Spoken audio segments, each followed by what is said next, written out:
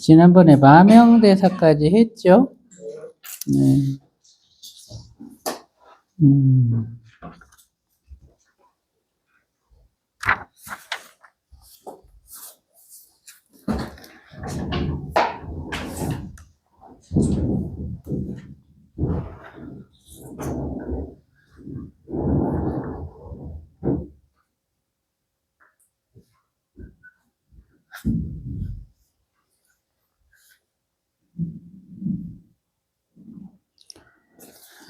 오늘은 13조 가비마라.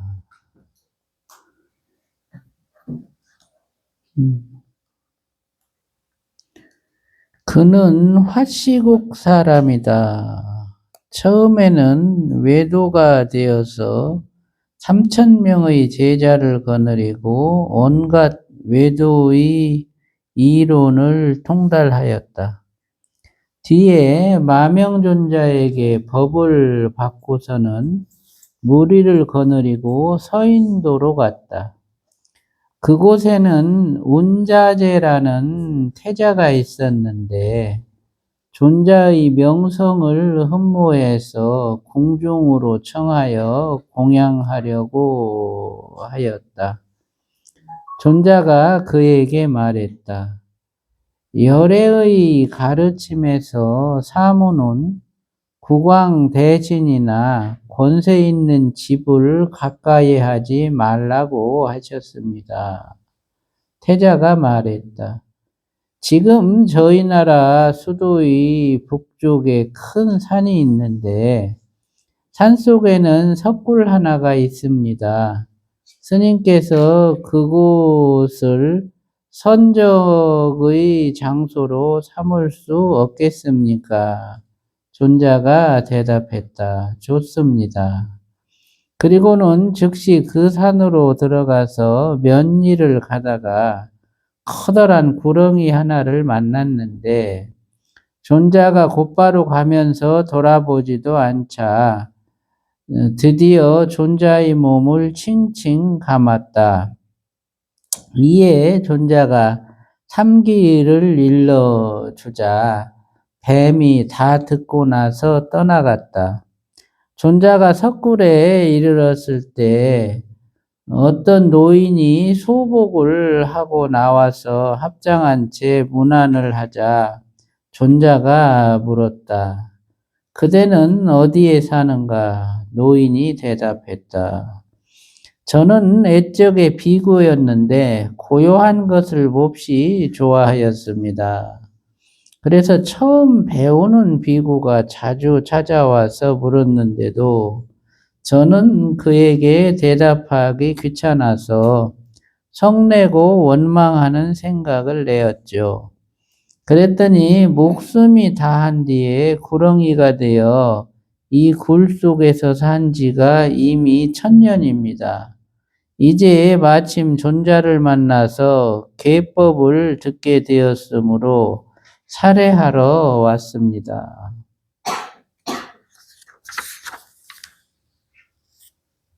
존자가 물었다. 이 산에 또 어떤 사람이 사는가? 북쪽으로 십리를 가면 큰 나무가 있는데 500마리의 큰 용에게 그늘을 들이우고 있습니다. 그 나무왕의 이름은 용수라 하는데 항상 용들에게 법을 설하고 있으며 저도 법문을 들었습니다. 존자가 무리를 거느리고 그곳에 가니 용수가 존자를 맞이하면서 말했다. 깊은 산은 외롭고 적적하여 용이나 뱀이 사는 곳인데 대덕의 지극히 높으신 몸으로 어찌하여 왕림하셨습니까? 존자가 대답했다. 나는 지극히 높은 이가 아니요 현자를 보러 왔을 뿐이요. 용수가 마음속으로 생각했다. 이 스님은 결정된 성품을 얻어서 도의 눈이 밝아졌을까? 대성의 전승을 이어받았을까? 존자가 말했다. 그대가 마음속으로 말을 한다 해도 나는 이미 그 생각을 알고 있어. 오로지 출가할 결심이나 하지. 어찌 내가 성인이 아닐까 의심하고 있는가? 용수가 이 말을 듣고 뉘우치며 사과하니 존자가 곧 출가를 시켰고 500용들에게도 부족계를 주었다. 그리고 나서 용수에게 말했다. 이제 열애의 위대한 정법안장을 그대에게 부촉하노니 주의하여 계송을 들어라. 숨지도 않고 드러나지도 않는 법은 진실한 경지를 말하는 것이니 이 수문과 드러남의 법을 깨달으면 어리석지도 않고 지혜롭지도 않느니라. 법을 전한 뒤에 곧 신통변화를 나타내어 삼매의 불로 몸을 태우니 용수가 오색사리를 거두어 탑을 세우고 모셨다. 이때가 난왕 41년 임진년이었다.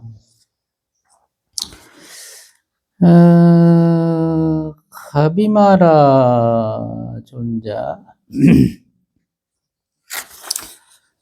이 마명대사에서부터 좀 다시 또 좀 말씀을 좀 드려야 될 것 같아요. 마명대사로부터 이제 대승 불교가 시작이 됐죠. 그래서 마명과 용수로 인해서 이제 대승불교의 체계가 갖추어지는데 대승불교의 체계가 갖추어지기까지 이제 지금 이제 서인도라는 그 땅이 그 대승불교가 시작된 이제 장소라고 할 수 있어요. 그래서 이제 이 마명이 이 가비마라한테 그 말한 것, 본성의 바다도 변화시킬 수 있겠느냐 한 그 질문과 무엇을 본성의 바다라고 합니까? 라고 이제 물었을 때 산하대지가 다 그것에 의하여 건립되고 삼매와 육통이 그것으로 말미암아 발현된다. 이렇게 얘기를 하는데 결국에는 이제 대승 기신론의 시작이 이 불성의 공함에서부터 산하대지가 생겨난다라는 이제 이런 것이거든요. 그러니까 이 문제가 어떤 과정을 통해서 이 본성의 공함에서 천지 만물이 생겨났느냐라는 이제 이 질문이 이 당시에 그 마명대사나 이제 이 뒤에 나오는 가비마라나 이제 용수보살이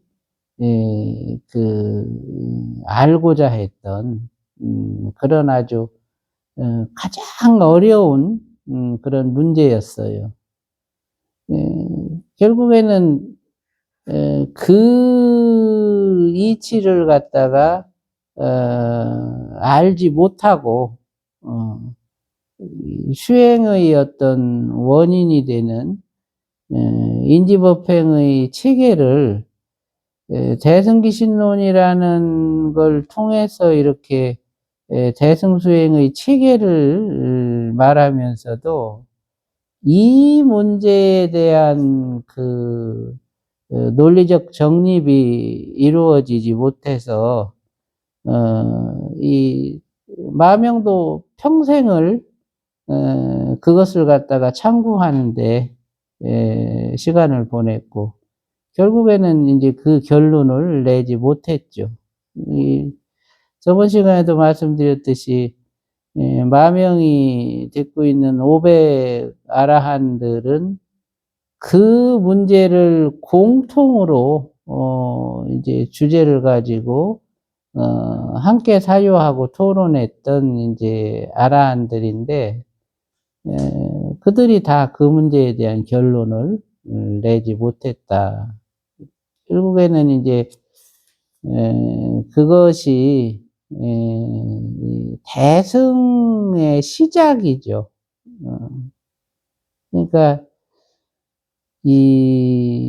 어떻게 생명이 시작되었는가, 어떻게 이 천지 만물이 생겨났는가라는 질문에 대한 그 해답이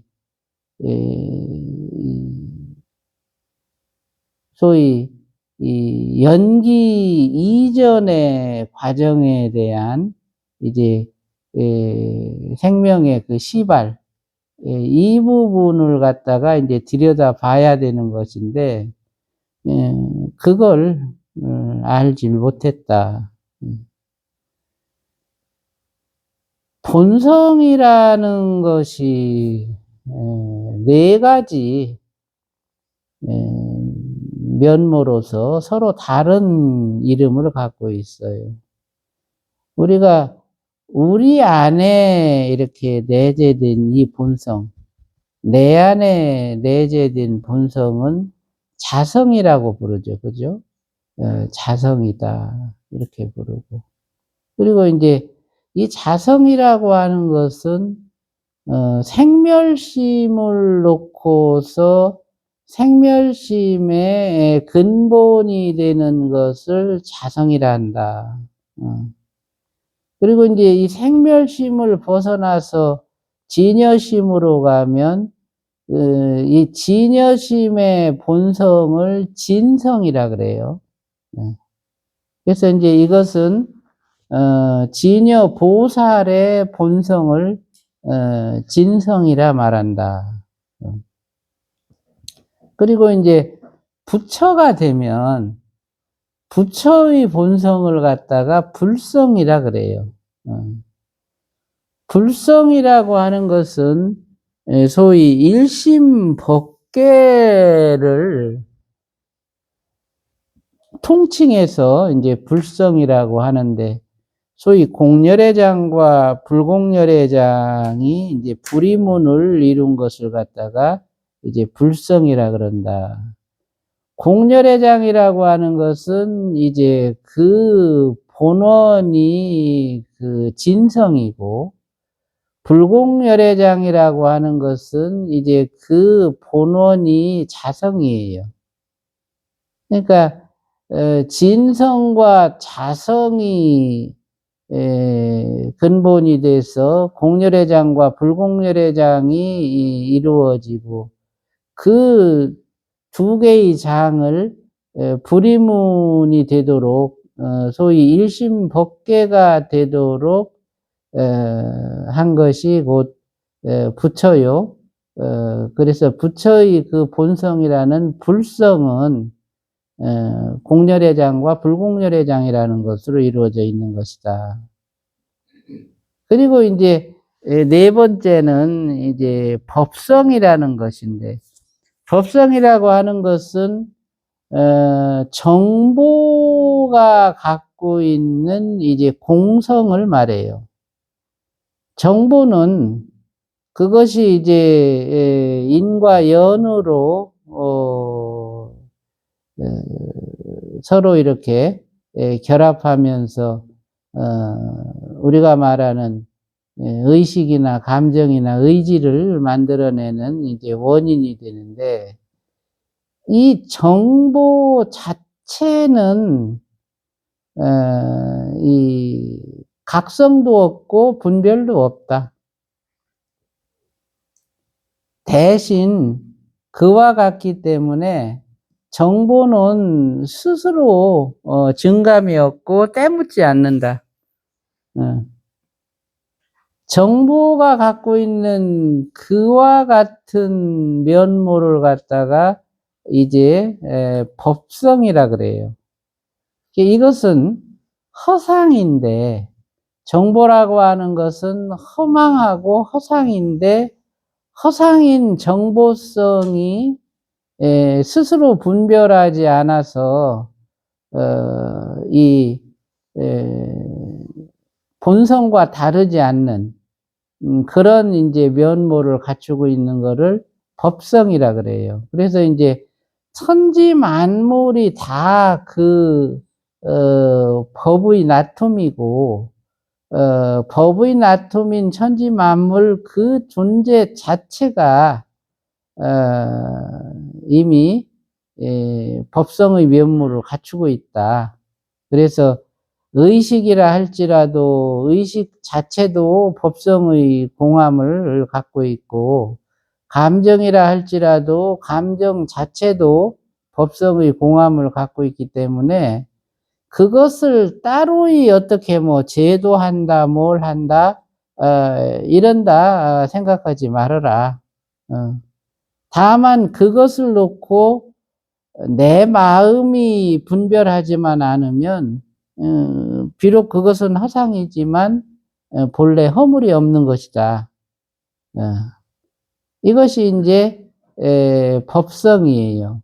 그래서 본성이 갖고 있는 이 네 가지 양태가 있는데, 그 본성이 갖고 있는 그 네 가지 양태가 전부 다 이와 같이 산하대지가 생겨나고 삼매와 육통의 그 원인이 된다. 그 소리죠. 그것이 이제 결론인데, 그러면 어떻게 그 공한 것이 유상으로 나타났는가, 천지 만물로 나타났는가, 그것이거든요. 그러니까 이제 이 마명의 그 계송에서 보면은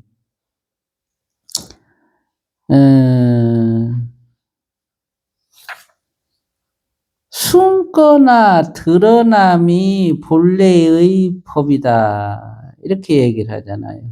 숨거나 드러남이 본래의 법이다.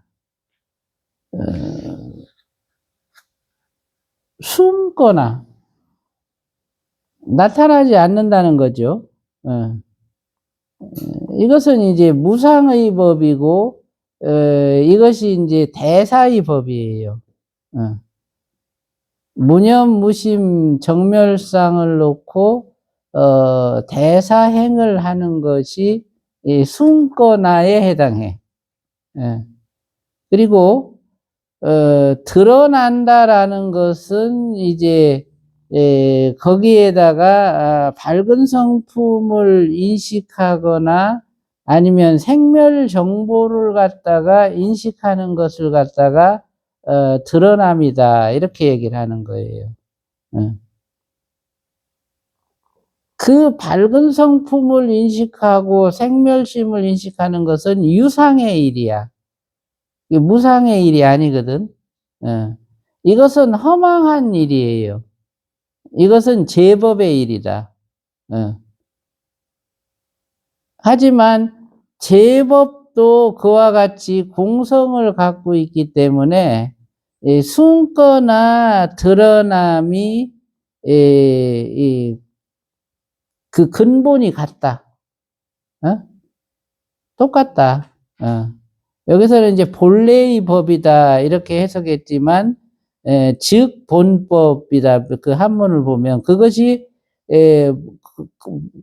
본법이요, 근본의 법이요. 숨은 것도 근본의 법이고 드러난 것도 근본의 법이다. 무상법과 유상법이 전부가 다 근본의 법이다. 왜 그러냐? 본성이라는 걸 놓고 네 가지, 예? 자성, 진성, 불성, 법성이 평등하기 때문에 그것이 이 본법이다. 드러난 것도 본법이다 그 말이에요. 결론은 그렇지만 과정이 명확하지가 않아서 작금에 이르기까지 공한 것이 천지만물로 나타나는 이 과정들이 어떻게 이루어졌는지가 이제 밝혀지지 않은 것이죠. 그래서 이제 밝음과 어둠도 원래 둘이 아니다. 그런 것 같이, 밝음과 어둠도 둘이 아니다. 이제 깨달은 법을 부촉하노니 취할 것도 아니고 여일 것도 아니다. 취하지도 않고 여의지도 않는다. 용수는 이 취하지도 않고 여의지도 않는 그것을 놓고서 대승팔도를 제창해요.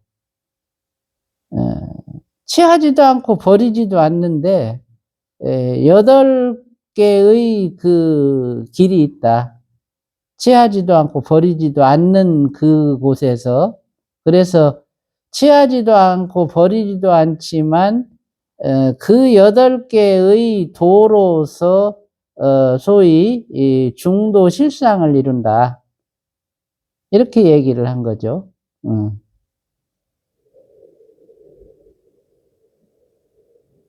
그 취하지도 않고 버리지도 않아. 어떤 한 경계가 있으면 그 경계에 그 집착하지도 않고, 그리고 그 경계를 저버리지도 않는다. 그러면서 그 경계를 이 8진로의 도를 성취하는 방편으로 삼는다.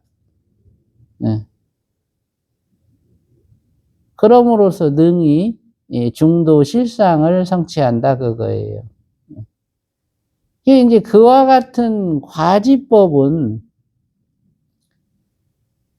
제시를 했는데, 기신론을 통해서도 이제 그 과지법을 갖다가 제시를 했고,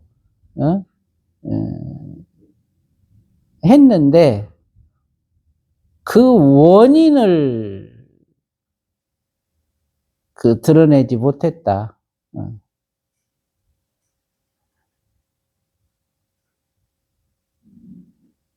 어떻게 공한 것에서부터 산하대지가 나왔느냐?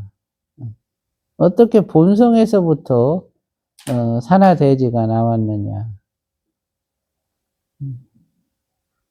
그 과정을 알아야 한다. 부처님께서는 각성의 무명적 습성에서부터 12단계의 변화가 일어나서 소위 12연기라는 것이 생기고, 그 12연기를 통해서 천지 만물이 생겨나는 과정에 대해서 말씀을 하셨죠. 그렇지만 그 무명의 원인이 뭐냐?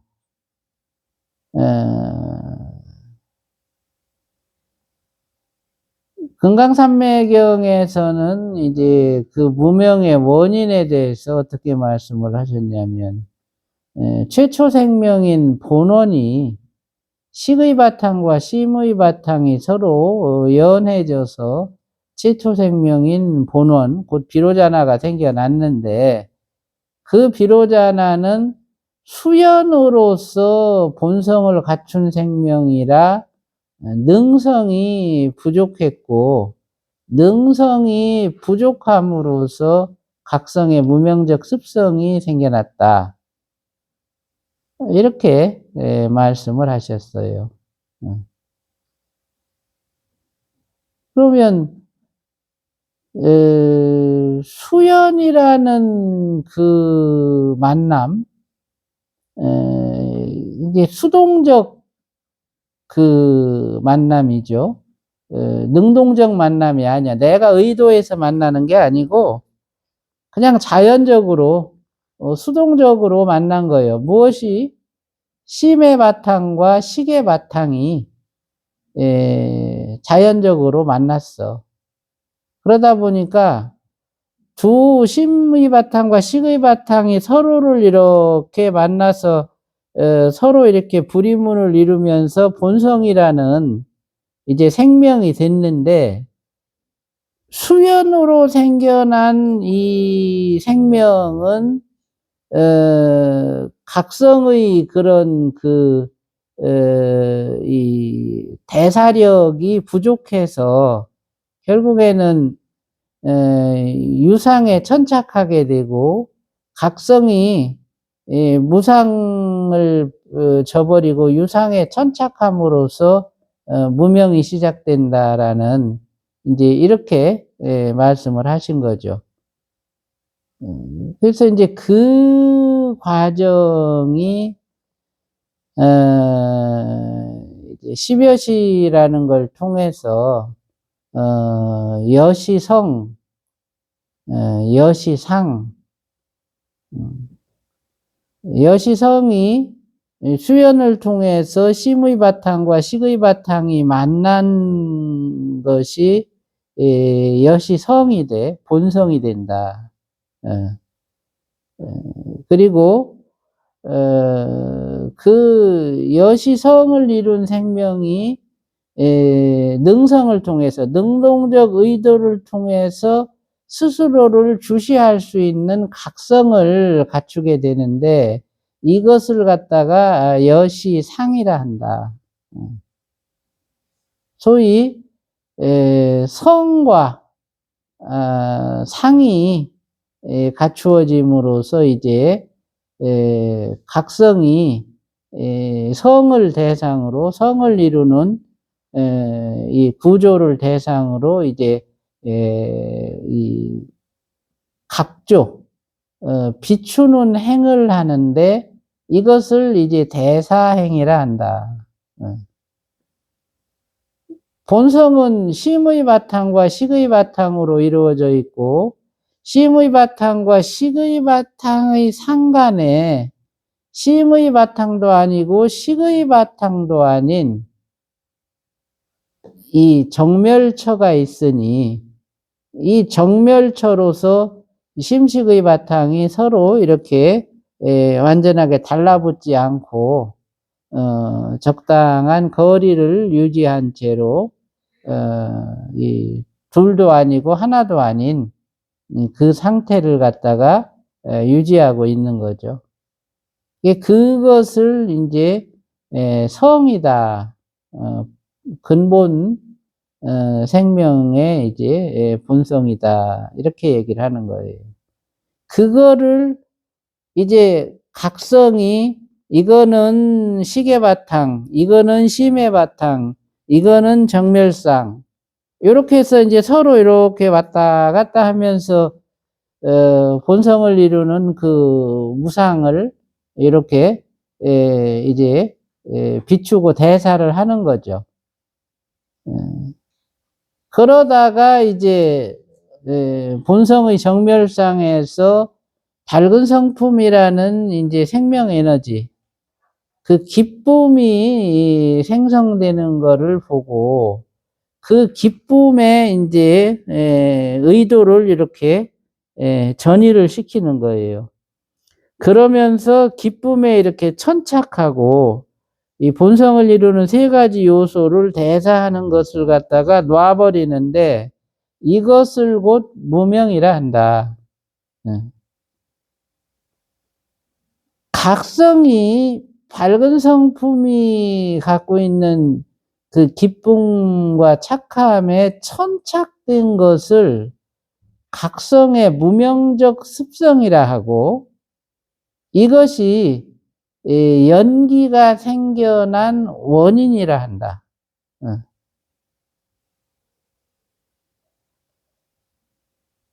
연기가 있기 이전에는 대사가 있었어요.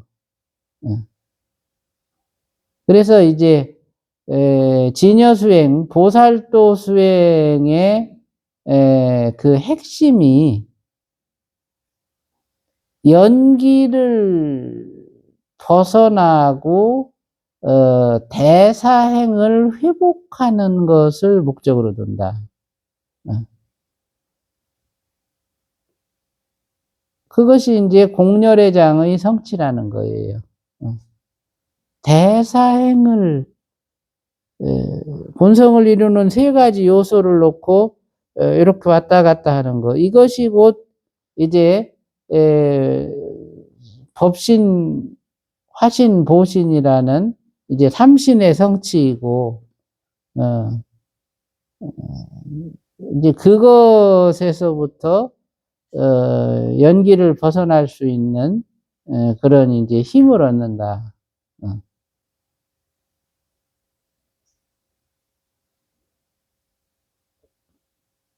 그런 과정을 몰랐던 거예요, 마명은.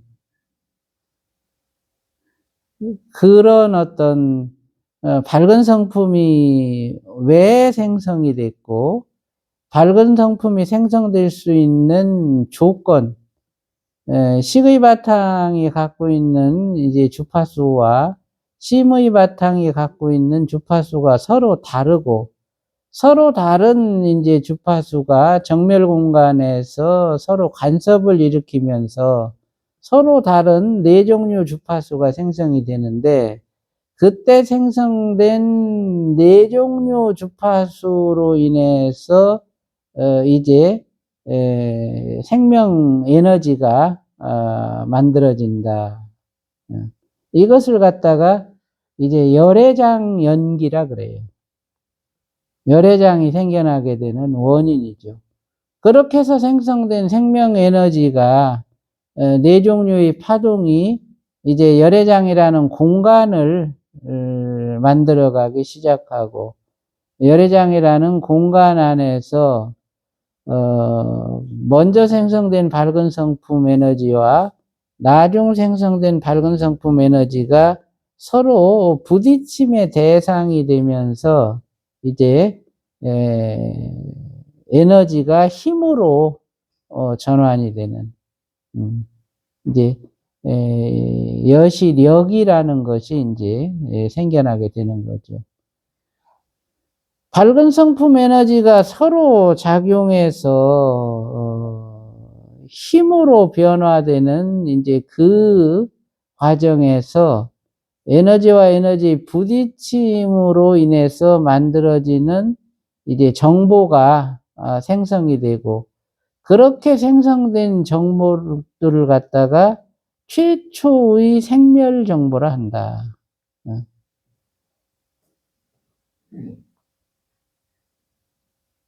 미는 힘과 당기는 힘이 생겨나고, 미는 힘과 당기는 힘과 밝은 성품, 이 세 종류 에너지 관계로 인해 가지고 에너지의 순환이 일어나고, 또 그것을 각성이 자각하면서 이제 생멸 정보가 증장되고, 정보의 증장이 고윤인동수를 높여놓고, 높아진 고윤인동수가 열애장 공간 안에서 밝은 성품과 미는 힘과 당기는 힘으로 이루어진 독립된 에너지 공간을 갖다가 형성시킨다. 거기서 그 공간에서부터 이제 연기가 시작되는 거예요. 정보와 정보의 부딪힘, 그것으로 인해서 새로운 정보가 생겨나고, 각성이 이제 유상화, 유의각화되면서 각성이 의지로 전환이 되고, 의지가 갖고 있는 분별이 이제 에너지, 세 종류 에너지에 대한 이제 지각 분별을 갖다가 일으키고, 그것이 결국에는 나중에는 이제 6가지 이 식의 틀이 생겨나게 되는 원인이 되죠. 세 종류 에너지의 이제 상호작용과 이제 각성의 이제 지각 분별, 그리고 이제 고유진동수가 높아짐으로써 이제 그 열애장 공간 안에서 분리된 그 공간이 이제 새로운 형태의 공간으로 변화를 일으켜요. 그것이 이제 생멸문과 진여문이 나타나게 되는 원인이 되죠. 이런 과정들을 이 당시에 마명은 들여다보지 못했어요. 그래서 이제 이 법을 가비마라한테 전해줬지만 그것이 이제 불분명했던 거죠. 그러다가 이제 가비마라가 용수를 만나서 용수한테 이제 이 법을 전하는데, 용수는 이제 여기서도 이제 나오듯이 용들을 그 키우고 가르치는 그런 이제 역할을 했어요. 그러니까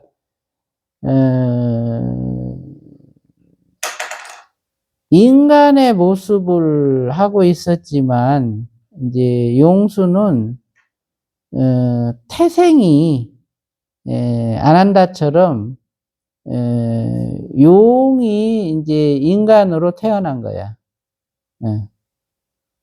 아난다는 4마리 용이 합쳐져서 인간이 됐고, 용수도 용이 인간의 몸을 받고 태어났는데, 젊었을 때 용수는 아주 좀 못됐어요. 그러니까 아주 말썽쟁이. 그래가지고 이제 투명인간으로 변하는 그 신통을 배워가지고 이제 왕궁에 들어가가지고 왕의 후궁들 있잖아. 이제 후궁들을 갖다가 이제 몰래 이렇게 취해가지고 후궁들이 이제 임신을 해요. 그래갖고 이제 친구 셋이 있었어, 용수한테. 그래갖고 3명이 다 투명인간 신통을 배워가지고 왕궁에 들어가서 이제 후궁들을 취했는데, 이제 갑자기 후궁들이 임신을 하는 거야. 그래가지고 왕이 도대체 이게 무슨 일이냐 그래가지고, 이제 그 당시에는 그런 술법들이 있었으니까 아마도 무언가 외부에서 침입해서 그런 일이 생긴 것 같다. 이제 그러니까 궁전에다가 밀가루를 쫙 뿌려놔요. 하얀 햇가루를. 그래갖고 이제 몸은 투명이 됐지만 발자국이 찍히잖아. 그래가지고 친구 2명이 왕궁에서 잡혀서 죽어요.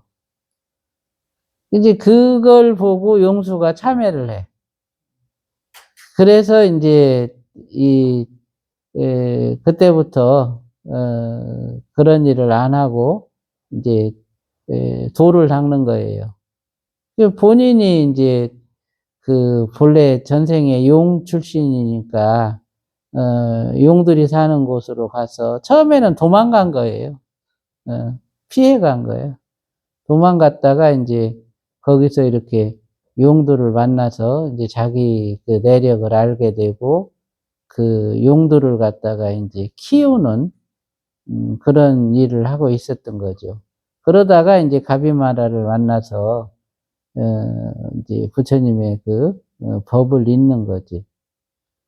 그러니까 가비마라가 서인도로 간 것도 서인도가 대승불교가 이렇게 시작되는 땅이라는 거를 알았기 때문에 그래요.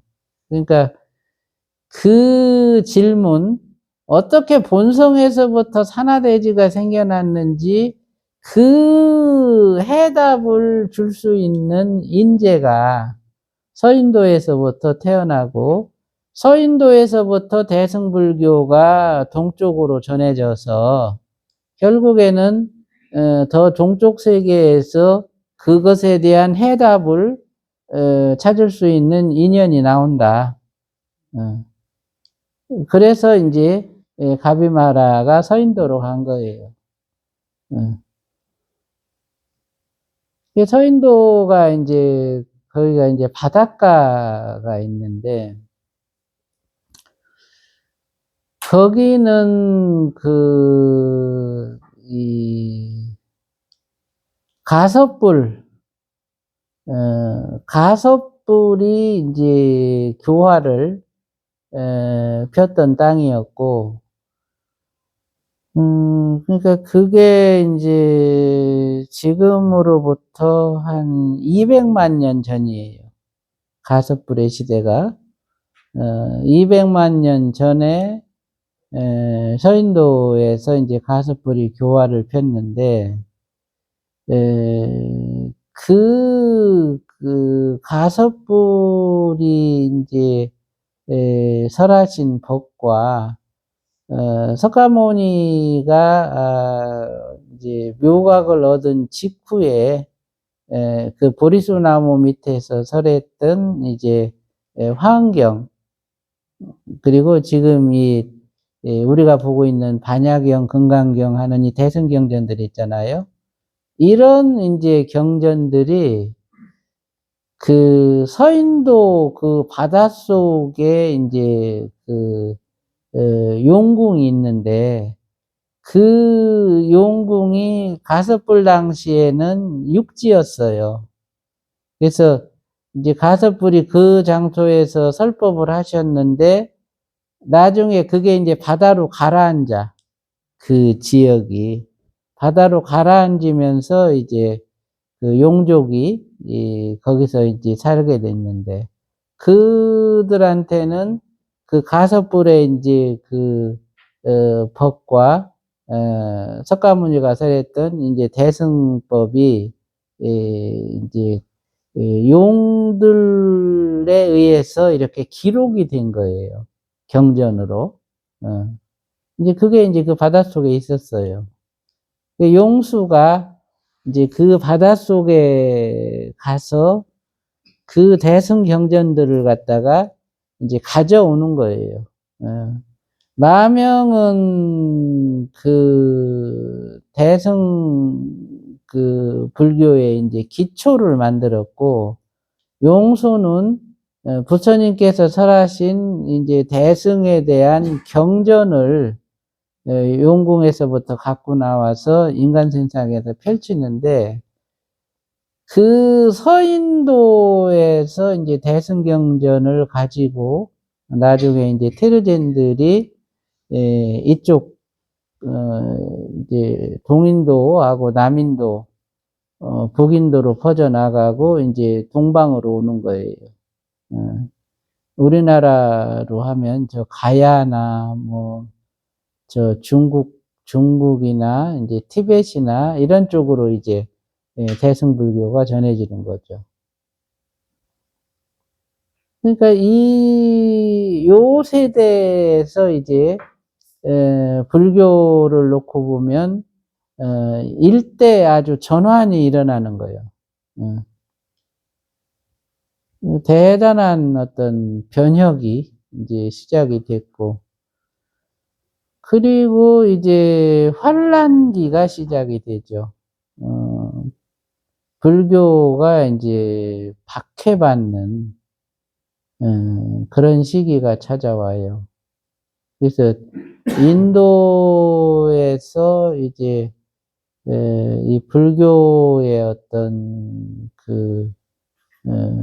이 사상 체계가 이렇게 말살되다시피 하는 그런 이제 시기가 오죠.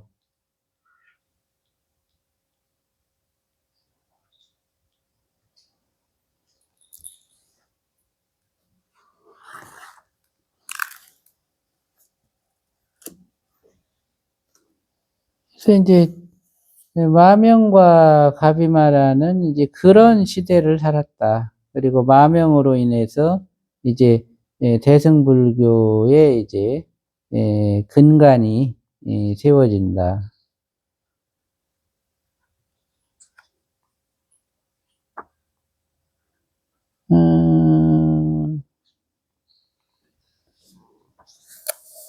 용수 가비마라가 이제 용수한테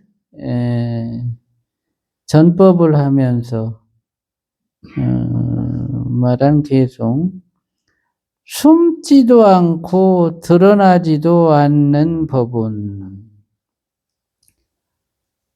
진실한 경지를 말하는 것이니 이 숨음과 드러남의 법을 깨달으면 어리석지도 않고 지혜롭지도 않느니라. 이제 앞서 마명이 했던 이제 그 개송, 숨거나 드러남이 본래의 법이요 그랬잖아. 근데 여기는 이제 숨지도 않고 드러나지도 않는 법은 이렇게 얘기했단 말이에요. 그러니까 정반대로 이제 가비마라는 얘기를 한 거죠.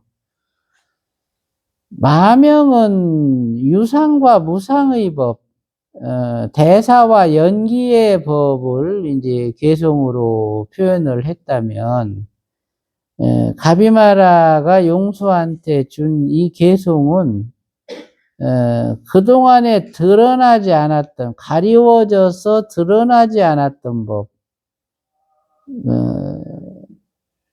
또 드러났던 법, 이것을 놓고 얘기를 하는 거예요. 그러니까 이제 이 개송 속에는 단순히 어떤 이 깨달음의 어떤 진의만 내포된 게 아니고 이 숨겨진 그 법을 드러내서 펼쳐라. 이제 이런 당부가 같이 이렇게 내포되어 있는 그런 것이에요. 그래서 이제 숨지도 않고 드러나지도 않는 법은 이게 이제 대승법이에요. 결국에는 진실한 경지를 말하는 것이니 이 숨음과 드러남의 법을 깨달으면 어리석지도 않고 지혜롭지도 않느니라. 진실한 경지를 말한다. 진실한 경지. 진실한 경지가 바로 이제 오도의 체계를 말해요. 그러니까 부처님이 최초설법에서 말씀하셨던 사성제 중에서 이제 도성제, 이 도성제라고 하는 것이 이 5단계의 이 깨달음, 소위 5단계의 안욕따라 삼맥삼보리로 이루어져 있다. 그래서 제1 견성오도, 제2 해탈도, 여기까지가 이제 생멸수행이에요. 제3 보살도, 제4 등각도, 제5 묘각도. 그래서 이 사성제의 성취를 놓고 멸성제를 이루기 위한 단계로서 5단계의 도성제가 제시되어 있다. 그런데 소승체계에서는 견성오도와 해탈도만을 이제 도성제의 방편으로 활용했고, 그게 이제 드러난 법이죠. 그리고 드러나지 않은 보살도, 등각도, 묘각도의 법이 있어요. 그래서 그거를 갖다가 드러내서 그 이치를 성취할 것 같으면 지금 여기서도 얘기하듯이 그 수문과 드러남의 법을 깨달으면 어리석지도 않고 지혜롭지도 않는 그 성취를 이룰 수가 있다.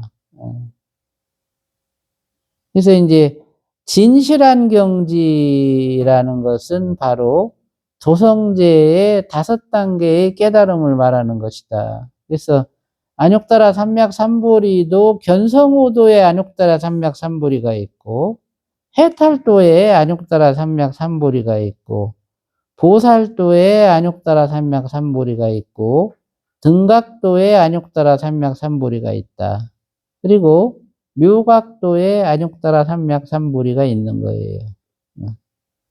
묘각도의 안욕따라 삼맥삼보리는 다시 이제 열의 사지라는 거를 놓고 5단계의 안욕따라 삼맥삼보리로 나누어지고, 등각도의 안욕따라 삼맥삼보리도 이제 일체 종지와 자연지와 무사지라는 거를 놓고 이제 3단계의 안욕따라 삼맥삼보리로 나누어지고, 그리고 보살도의 안욕따라 삼맥삼보리도 초지에서부터 이제 육지, 현전지까지의 안욕따라 삼맥삼보리, 그리고 이제 7지와 8지의 이제 안욕따라 삼맥삼보리, 그리고 9지와 10지의 안욕따라 삼맥삼보리.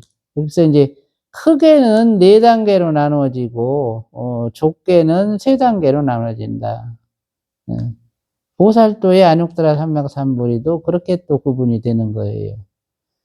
해탈도의 안욕따라 삼맥삼보리도 이제 금강해탈도의 안욕따라 삼맥삼보리가 있고, 반야해탈도의 안욕따라 삼맥삼보리가 있는데, 반야해탈도의 3단계의 안욕따라 삼맥삼보리가 있고, 금강해탈도의 안욕따라 삼맥삼보리가 있어서 도합 4단계의 안욕따라 삼맥삼보리로 또 해탈도가 이루어진다. 그리고 이제 견성오도에 있어서 이제 안욕따라 삼맥삼보리가 한 단계로 이루어지는데, 금강경에서 얘기하는 이제 그 첫 번째 질문, 수보리의 질문의 안욕따라 삼맥삼보리, 이것은 견성오도의 안욕따라 삼맥삼보리예요. 선남자 선여인이 안욕따라 삼맥삼보리심을 발했을 때 어떻게 그 마음을 머물게 하고 그 마음을 항복받겠습니까? 할 때 그 마음을 머물게 하는 것이 이제 견성오도의 안욕따라 삼맥삼보리고, 항복받아야 할 것이 의식감정 의지의 습성이에요. 이걸 놓고서 이제 금강해탈도라는 것이 행해지는데, 견성오도에서 해탈도로 가는 과정에서 금강해탈도와 허공해탈도라는 2가지 해탈도가 대도되는데, 금강해탈도는 스스로를 이루고 있는 의식감정 의지를 대상으로 한 이제 본성을 통한 제도이고, 허공해탈도는 밖으로부터 좁혀지는 경계를 대상으로 한 본성을 통한 제도를 말한다. 그래서 허공해탈도나 금강해탈도는 같은 안욕따라 삼맥삼보리가 쓰여지기 때문에 이제 금강해탈도라는 그 과정에서 안욕따라 삼맥삼보리로 이제 해탈도의 이제 4단계 안욕따라 삼맥삼보리가 정해진다. 그러니까 이와 같은 오도의 체계와 각각의 오도를 놓고서 단계별로 어떤 안욕따라 삼맥삼보리가 체득이 돼야 되는지, 그것을 아는 것이 곧 진실한 진리를 아는 거예요. 더군다나 불을 이루고 나서도 5단계의 안욕달라 삼략삼보리가 더 있다. 라는 이 부분들 같은 경우는 아주 대단히 중요한 그런 어떤 이제 이 진실한 경지를 이루는 그런 방향성들이고, 그래서 이제 부처님도 이 부처님이 된 이후에 어떻게 정토불사를 갖다가 행하시냐에 따라서 5종류의 부처님으로 나누어진다.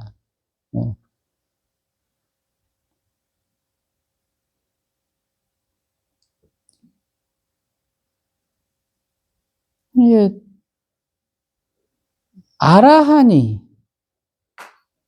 수보리도 아라한이고, 이 마하가섭도 아라한이고 부처님도 아라한인데, 부처님 아라한과 왜 제자 아라한은 그것이 다른가? 그 깨달음이 다르고, 그 의신력이 다르고, 그 선정과 삼매가 다른가? 이제 여기에서부터 대승이 출발하는 거예요. 그래서 이제 소위 해탈아라한과 묘각아라한의 차이, 그리고 해탈아라한과 묘각아라한의 상간에 보살아라한과 등각아라한이 있다. 요거를 갖다가 이제 구분해 주면서 대승의 이제 수행 체계가 대두되고, 생멸수행 체계에서는 12연기를 기반으로 해서 인지법이 갖추어졌지만, 대승수행 체계에서는 열애장연기라는 것을 기반으로 해서 인지법의 체계가 갖추어졌다. 그래서 대승수행을 하기 위해서는 이제 열애장연기와 진여연기의 절차를 이해하고, 그것을 수행의 근거로 삼아서 구체적으로 수행을 성취할 수 있는 과지법을 얻어야 한다. 그게 이제 대승불교가 출현한 원인이에요. 그러니까 이 이전 때부터 이미 그 고민들은 해왔는데, 마명이 대승기신론을 갖다가 편찬을 하면서 그게 더 절실해진 거야.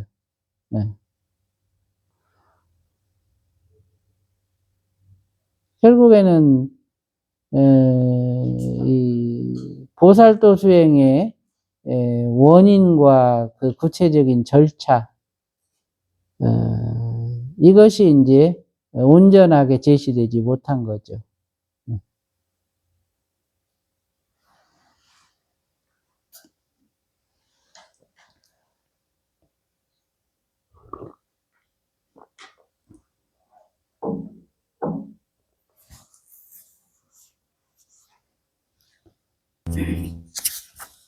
그 다음에는 이제 용수존자.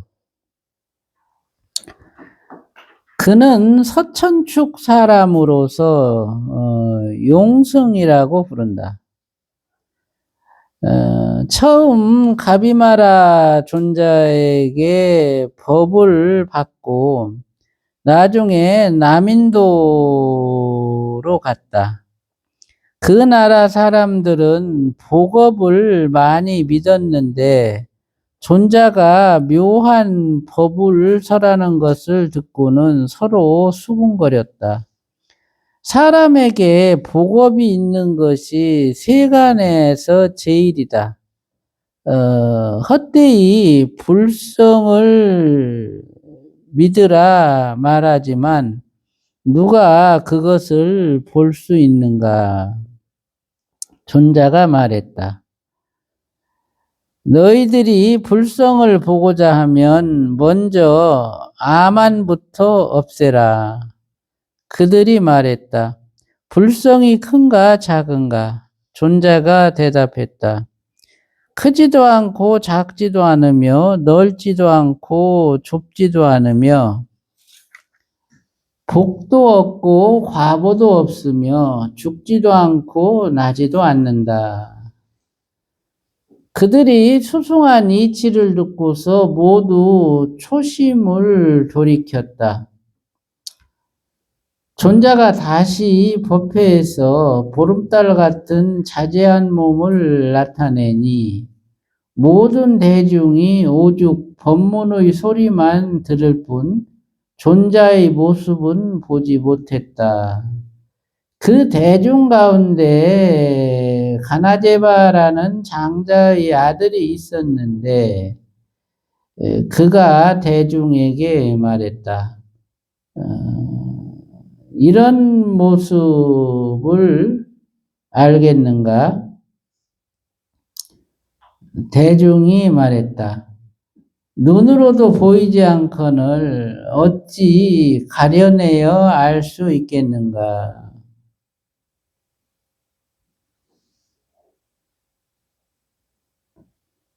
제바가 말했다.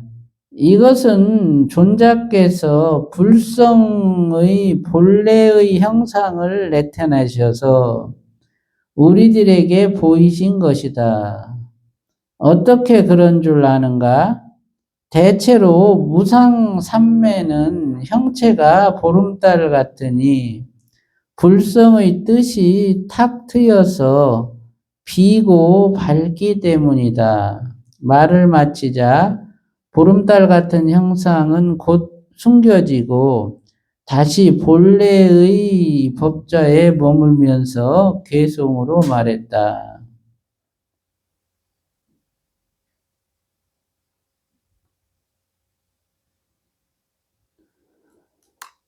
몸이 둥근 달과 같은 모습을 나타내니 이는 모든 부처님의 본체를 표현한 것이라. 법을 설해도 그 형상이 없으니 비로소 소리와 빛이 아님을 알 수 있으리. 그 무리들이 개송을 듣자 단박에 무생법인을 깨닫고서 모두가 출가하여 해탈을 구하기를 원했다.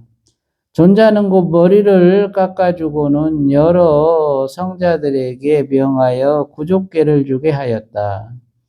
그 나라에는 본래부터 5,000명의 외도가 있어서 큰 요술을 부리므로 사람들이 모두 우러러 보았는데 존자가 모두 교화해서 삼보에 귀있게 하였다. 또한 대지도론, 중론, 12문론을 지어서 후세에 전하였다. 나중에 상수제자인 가나제바에게 분부하였다.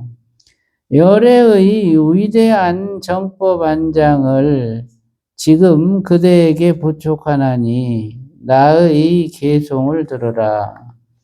숨은 것과 드러난 법을 밝히기 위해 이제 해탈의 이치를 말하노라. 마음이 법을 증득하지 않으면 성냄도 없고 기쁨도 없노라.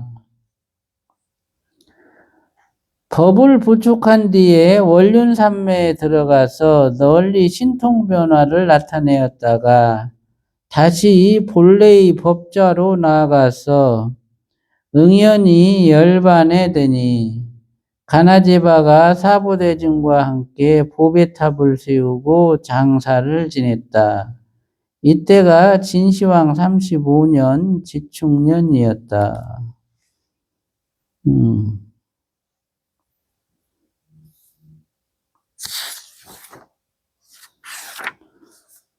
용수보살.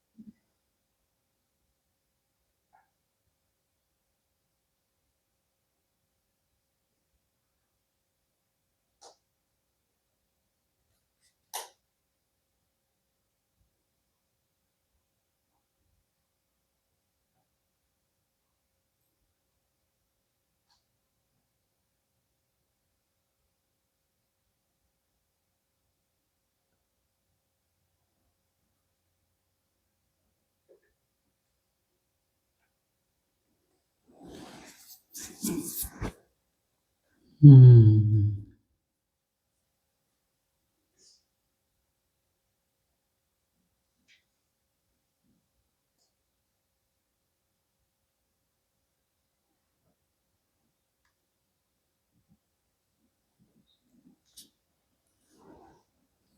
보름달 같은 그 모습에 이 몸의 형상을 다 이렇게 사라지게 하고 그 밝은 광명만 이렇게 있게 하는 그런 이제 삼매를 증득을 하셨군요. 원륜삼매다. 그거를 이제 원륜삼매라 한다. 음.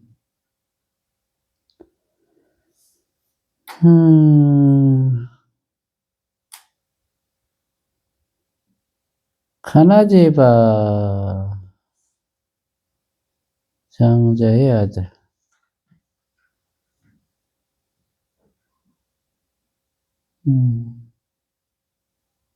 가나제바한테 숨은 것과 드러난 법을 밝히기 위해 이제 해탈의 이치를 말하노라. 마음이 법을 증득하지 않으면 성냄도 없고 기품도 없노라. 이거는 이제 이 마음이 법을 증득하지 않는다라는 것이 마음이 일체의 법상을 취하지 않는다 그런 소리죠. 그래서 마음이 일체의 법상을 취하지 않으면 성냄도 없고 기쁨도 없다. 그러면 마음이 일체의 법상을 취하지 않기 위해서는 어떻게 해야 되느냐? 그게 바로 이제 대사행을 하는 것이에요. 그래서 지금까지 이제 우리가 배운 거를 놓고 보면 정멸보탑 대사 이것이 이제 대사행을 가장 이렇게 길게 할 수 있는 그런 방법이죠. 그와 같이 무신과 문영과 정멸처 이것을 놓고서 오르고 내리고를 반복하는 것이 마음이 법상을 취하지 않는 것이다. 그러면 이와 같은 성냄도 없고 기쁨도 없어요. 그것을 이제 해탈이라 한다.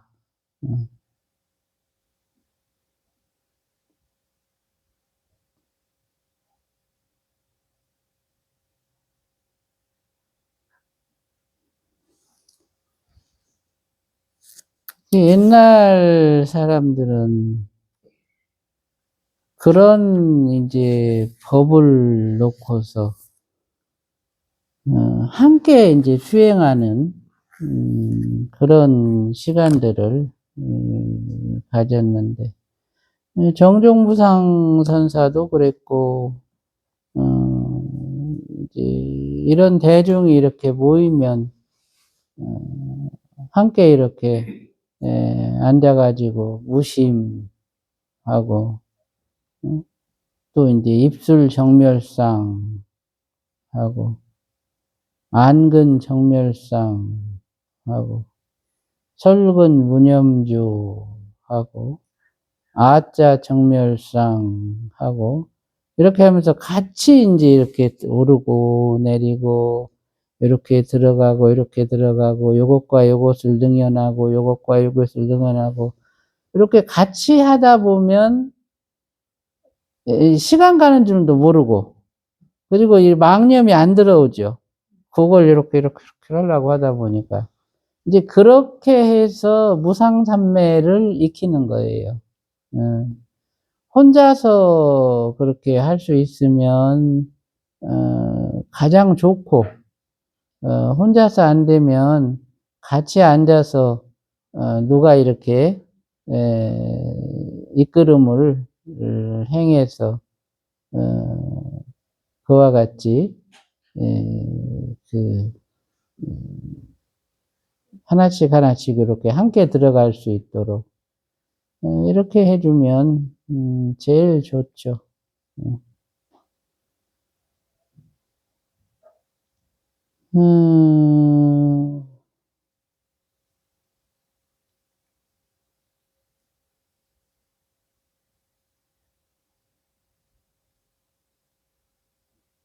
그 37단의 그 사마타 막관 그것도 그렇고 지금 이 정멸보탑 수행도 그렇고 이것을 올해의 어떤 성취 목표로 두고 우리가 그것을 아주 좀 심도 있게 깊이 들어가 보자. 그래서 이렇게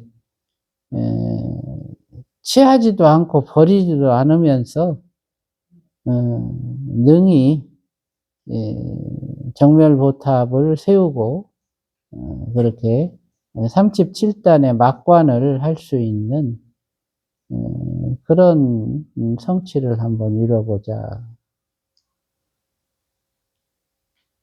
여러분들이 그와 같은 성취가 이루어지면 이제 거기에서 각자의 어떤 종지가 세워지고 그걸 또 펼치면서 바른 법이 이 시대에 이렇게 뿌리 내릴 수 있는 그런 토대가 만들어지는 것이죠. 그래도 작년하고 올해를 비교해 보면 참 작년 처음에 제가 이 법회를 시작할 때 여러분들한테 일상관, 수상관, 지상관, 응? 이 보수관, 이거를 말씀을 드리면서 참 그 과정들이 어찌 보면 참 생뚱맞은 그런 개념들이었는데 지금은 이제 그것이 다 이제 통용이 돼서 한마디 말을 하면 뭔지 알아듣잖아, 그죠? 그건 참 다행스러운 일이고. 어쨌든 그 방송에 이렇게 유튜브 올라온 거 보면은 한 850명에서 한 1000명 사이. 요즘은 그 정도는 보는 것 같아요. 그러니까 뭐 그걸 한 3분의 1 정도로 잘라서 한 사람이 3번을 본다고 생각하면 어쨌든 한 300명 정도는 이 모임이 이제 결속이 된 거예요. 아휴, 그 뭐 아주 좋은 성취지. 20년을 제가 교육을 했는데 20년 동안 30명 30명 이렇게 모인 그것과 비교하면 참 1년 사이에 참 엄청난 발전을 한 거예요. 그렇게 뿌리를 내리고 그렇게 이 수행을 하는 사람들이 하나 둘씩 늘어나면 나중에는 오늘 말씀드린 그 진실한 법, 진실한 깨달음이 이 세상에 전해질 것이다.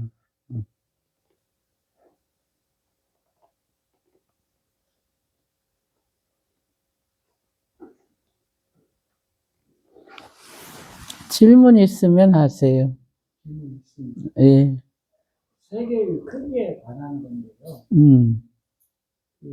본원 본제가 갖고 있는 몸과 거기서 비롯된 본연이나 다시 또 부처가 된 불의 몸을 놓고서 부처가 돼도 10억 개의 생명을 감싸고 있는 크기를 갖고 있고 더 작은 생명들은 말할 것도 없는데 어째서 더 진보된 불의 몸이 본원 본제의 최초 생명보다 작은지 이것이 독재된 생명들의 한계인지 이게 궁금합니다.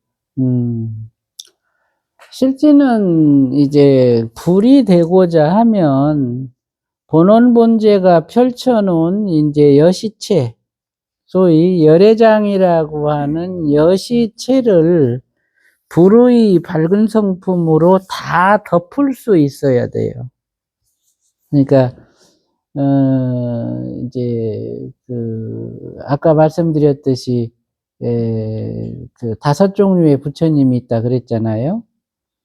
5종류의 부처님에 따라서 어떤 부처님은 이제 비로자나 열애장 전체를 덮을 수 있는 부처님이 있고, 어떤 부처님은 소위 불국토 10억 개의 생멸문을 이제 삼천대천세계라는 그 세계를 가지고 자기 불국토로 삼는 부처님이 있고, 어떤 부처님은 이제 따로 불국토를 갖지 않고 이국토 저국토 사이를 왔다 갔다 하면서 이제 증명법사 역할을 하는 부처님들이 있고, 또 어떤 부처님은 부처의 지위에서 물러나서 십지보살의 몸을 갖고 이제 새로운 부처를 만들어내는 어떤 스승으로서의 역할을 하는 그런 부처님들도 있고, 아미타 부처님처럼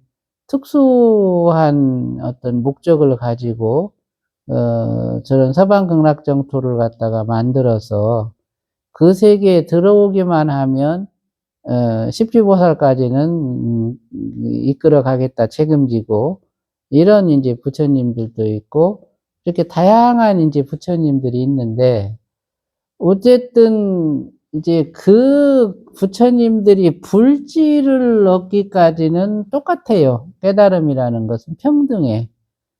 근데 열애사지라는 거를 놓고서 그 열애사지를 취득하는 것에는 차별이 있다.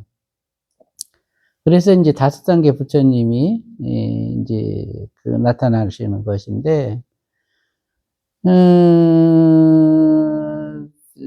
이제 비로자나 이 본원생명과 동법계를 이룬 부처님, 그게 이제 석가모니 부처님이, 이제 제가 알기로는 석가모니 부처님이 유일해요.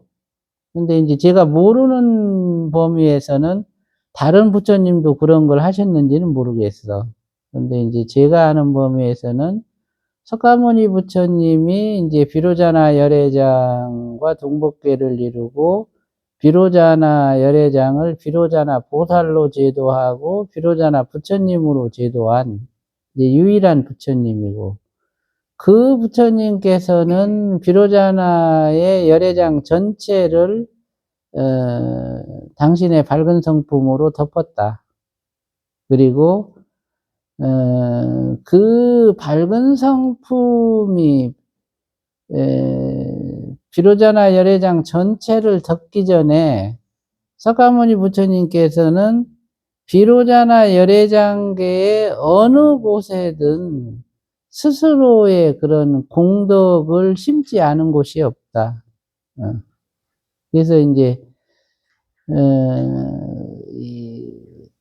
헤아릴 수 없이 방대한 그런 이제 세계, 그리고 그 비로자나 열애장계 안에 헤아릴 수 없는 불국토가 있고 헤아릴 수 없는 이제 생멸문과 진여문이 있는데,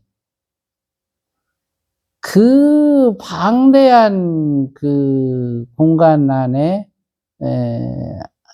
송곳 하나 꽂을 만큼의 어떤 이 예외가 없이 모든 공간에 공덕을 심고 그로써 이제 자기 밝은 성품을 펼칠 수 있는 조건을 이제 갖추신 거거든요. 그게 이제 공덕심과 편재신이 같이 하나로 이제 합쳐진 성취인데 그거를 석가모니 부처님은 하셨고 그리고 나서 이제 연기가 없는 열애장, 소위 능연대사로만 이루어진 그 열애장을 스스로가 창조하셔서 그 세계에 이제 상주불이 되신 거예요. 부처님의 성취에 따라서 했던 그것은 달라지지만 석가모니 부처님은 그와 같은 성취를 이루었다. 그리고요, 생명의 수에 관한 건데, 최초의 고난분배가 이루어지는 것은 수연으로서 그렇게 이루어졌는데, 한 번 수연이 이루어지고 나서는 그렇게 된 생명들이 무수히 많은데, 그 수연으로 최초의 한 생명이 고난분배가 되기까지는 흔치 않은 것 같거든요. 그것과 그것의 차이는 무엇일까요? 정멸상이 침장과 부유를 통해서 심의 바탕과 시계 바탕으로 변화되는 그런 어떤 시간, 이제, 물론 그 세계는 시간이 없어요. 하지만 우리식으로 보면 그 조건이 만들어지기까지는, 많은 시간을 필요로 한다. 그래서 쉽지 않은 일이에요. 하나의 어떤 본원이 생겨나고, 이 열애장의 씨앗이 만들어지는 것은, 쉬운 일이 아니다. 아주 흐요한 일인 거예요.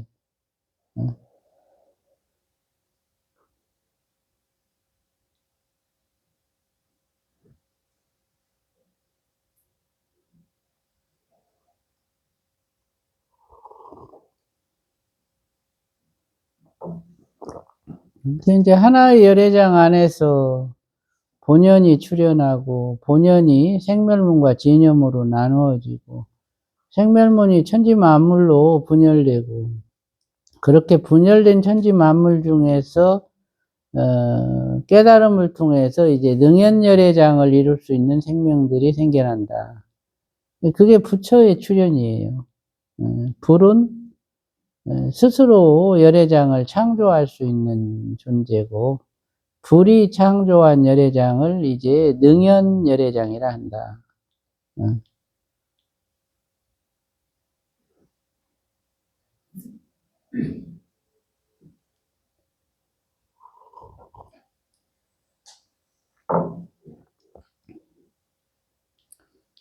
또 질문 없어요?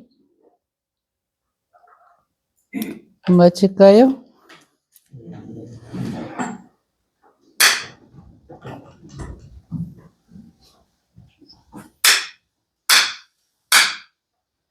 감사합니다.